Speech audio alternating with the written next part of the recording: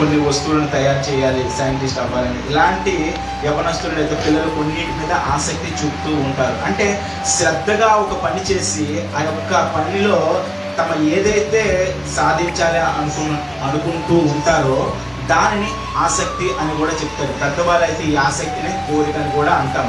కొంతమందికి అయితే సొంత ఇల్లు ఉండాలనే ఆసక్తి, కొంతమందికి అయితే మంచిగా వాహనాలు కలిగి ఉండాలనే ఆసక్తి, కొంతమందికి అయితే వారు అనుకున్న వస్తువులను సంపాదించుకోవాలనే ఆసక్తి. ఈ యొక్క ఆసక్తి పట్ల వారు ఎంతో ప్రయత్నిస్తూ ఉంటారు. అయితే ఈ ఉదయకాల సమయంలో దేవుడు మనతో మాట్లాడుతున్న ఆసక్తి వేరు.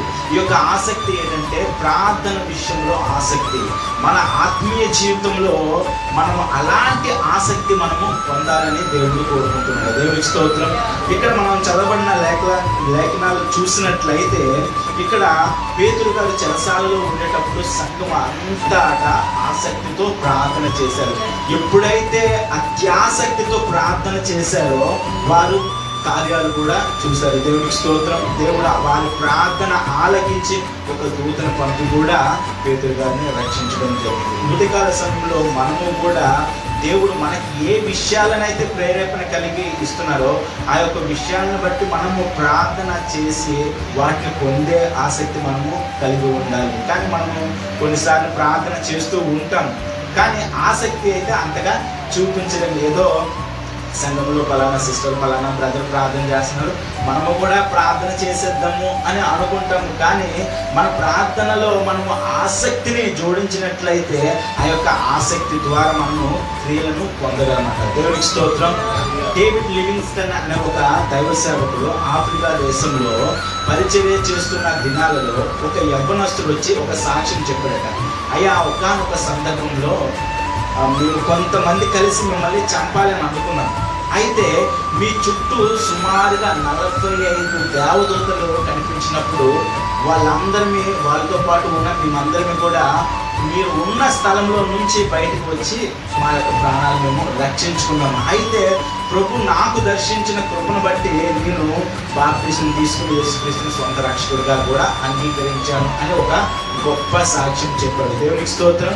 అయితే డేవిడ్ లివింగ్స్టన్ గారు తన పరిచర్య సుమారుగా 55 సంవత్సరాల వరకు ఆఫ్రికా దేశంలో చేసిన తర్వాత తన యొక్క మందిరానికి ఏదైతే యునైటెడ్ కింగ్డమ్ అనే ఒక కంట్రీ నుంచి వచ్చారో, ఏదైతే ప్లేస్ నుంచి వచ్చారో అదే ప్రదేశానికి వెళ్ళి సాక్ష్యము సంఘంలో చెప్తూ ఉన్నారు. ఏమనంటే ఒకనొక సందర్భంలో ఒక యవనస్తుడు నన్ను చంపాలని వచ్చాడట. అలాంటిది సుమారుగా ఒక 45 దేవదూతలు వాళ్ళకి కనిపించిన తర్వాత ఆ యొక్క ప్రదేశం నుంచి దూరంగా వెళ్ళిపోయి మరలా ఏంటంటే యేసుక్రీస్తు సొంత రక్షకుడిగా అంగీకరించిన సాక్ష్యం చెప్తున్నప్పుడు మనలాంటి సంఘమే అందులో ఒక యవనస్తుడు వచ్చి అది ఎప్పుడు జరిగిందో మీరు చెప్పగలరా అని ఒక ప్రశ్న వేసారట. అది ఎప్పుడు జరిగిందంటే సుమారుగా 1856 జనవరి 14వ తారీఖున జరిగింది అని చెప్పినప్పుడు ఆ యవనస్తుడు అన్నదట, సార్ అది సోమవారం సార్, ఆదివారము సంఘంలో ఉన్న అందరినీ నిర్ణయించుకున్నాము, సోమవారం మనము ఆల్రెడీ ప్రేయర్ పెట్టి సేవకుల నిమిత్తము ప్రార్థన చేద్దామని. సుమారుగా 45 మంది విశ్వాసులు ప్రార్థన చేస్తే 45 మంది విశ్వాసుల యొక్క ప్రార్థన ద్వారా దేవుడు తన దూతలని ఆ యొక్క సేవకుడి దగ్గరికి పంపించారట. దేవునికి స్తోత్రం. ఈరోజు మనం అలాంటి ఆసక్తి కలగ ప్రార్థన చేసినట్లయితే మన సంఘ కాపరికి ఏవైతే ఈ లోకపరంగా ఆయనకి ఎదురుగా ఉన్నాయో అలాంటివన్నీ మనము దూరం చేయగలం. దేవునికి స్తోత్రం.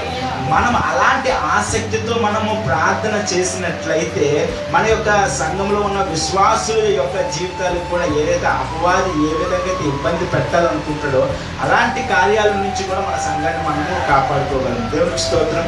కానీ ఆసక్తి కలిగే ప్రార్థన చాలా తక్కువగా ఉంటుంది. యాకోబు రాసిన పత్రిక 5:17 ఒకసారి మనం చూసినట్లయితే లోకంలో మనం అందరం ప్రార్థన చేస్తూ ఉంటాము, కానీ మన వ్యక్తిగత జీవితంలో ఏంటంటే ఆసక్తి చాలా తక్కువగా ఉంటుంది. అందుకోసమే ఏలియా మన వంటి స్వభావం గల మనుషుడే వర్షింపకుండానట్లు అతడు ఆసక్తితో ప్రార్థన చేయగా 3.5 సంవత్సరముల వరకు భూమి మీద వర్షము లేదు. దేవునికి స్తోత్రం. అలాంటి దైవ సేవకుల ఆసక్తితో ప్రార్థన చేసినప్పుడు భూమి మీద 3.5 సంవత్సరాలు వర్షాలు లేవట. నిజంగా ఆసక్తి కలిగి మనము ప్రార్థన చేసినట్లయితే ఏ విధంగా అయితే ఆ యొక్క దైవ సేవకుడు పొందాడో అలాంటి కార్యాలు ప్రార్థన ద్వారా మనము కూడా అలాంటి కార్యాలు పొందగలము. దేవునికి స్తోత్రం. నిన్నటి కాల సమయంలో ఆర్గనైజర్స్ వాళ్ళ అమ్మగారు ప్రార్థన చేసినప్పుడు ఒక పాయింట్ ఎత్తారు. దేవా, చివరి యానివర్సరీ ఇక్కడ అవ్వాలి, ఆమేన్.